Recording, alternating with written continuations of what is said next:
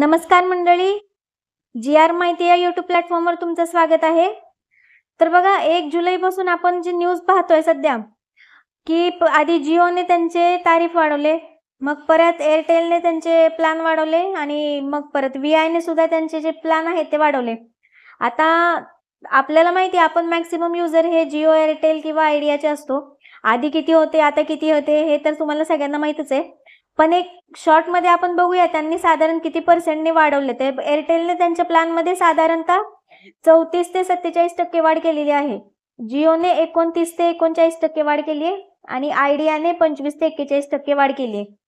तर तुम्ही बघू शकता 28 दिवसाचा प्लॅन तुम्हाला एअरटेलचा 1.5 GB पर डे असेल तर तो 250 ला पडणार आहे, जिओचा 200 ला पडणार आहे आणि आयडियाचा 250 ला पडणार आहे।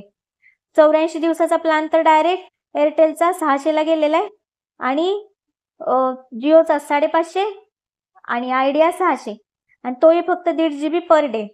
365 दिवसांचंही तुम्ही तसंच बघू शकता। आता या पार्श्वभूमीवर जी आपली जुनी सरकारी कंपनी होती BSNL त्यांनी त्यांचे नवीन प्लॅन जे आहेत ते घोषित केलेले आहेत। ते प्लॅन बघता कदाचित आपल्याला असं वाटू शकतं की आपण हे प्रायव्हेट कंपन्यांचं सिम घेण्यापेक्षा BSNL मध्ये पोर्ट करायला पाहिजे का?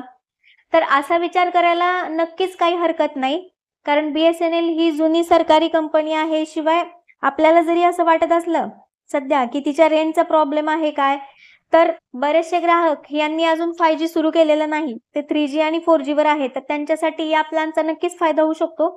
आपण आधी बघूया BSNLचे नवीन प्लॅन नक्की काय आहेत, त्यांना नक्की काय बदल केलेला आहे, कसं ते ग्राहकांना अट्रॅक्ट करण्याचा प्रयत्न करतायत आणि ते प्लॅन बघून BSNL कोणी वापरते ते जाणकारांना विचारून तुम्ही पोर्ट करण्याचा नक्कीच विचार इथे करू शकता।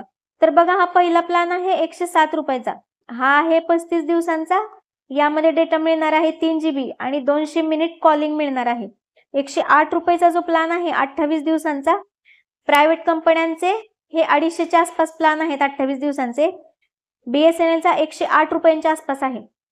डेटा देतात ते 1 GB पर डे आणि कॉलिंग आहे अनलिमिटेड।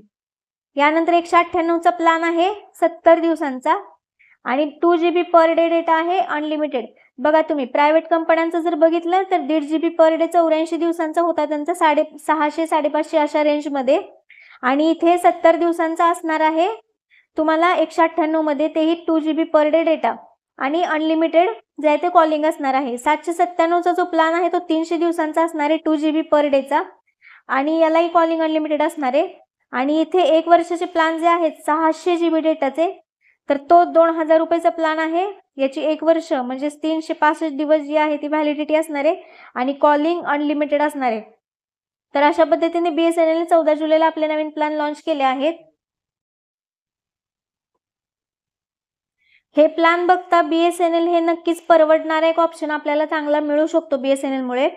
पण बघा तुमच्याकडे जर 2 सिम असतील तर तुम्ही 2 पैकी 1 सिम जे सेकंडरी यूजसाठी तुम्ही वापरता ते नक्कीच पोर्ट करण्याचा तुम्ही विचार करू शकता। त्यामुळे तुमचे नक्कीच महिन्याचे, वर्षाचे पैसे यामध्ये बचत मोठी होणार आहे आणि पुढची जी अनसर्टिनिटी आहे, प्लॅन आता वाढले प्रायव्हेट कंपन्यांचे, पुढेही वाढू शकतात, त्यापासूनही तुमची सुटका होणार आहे।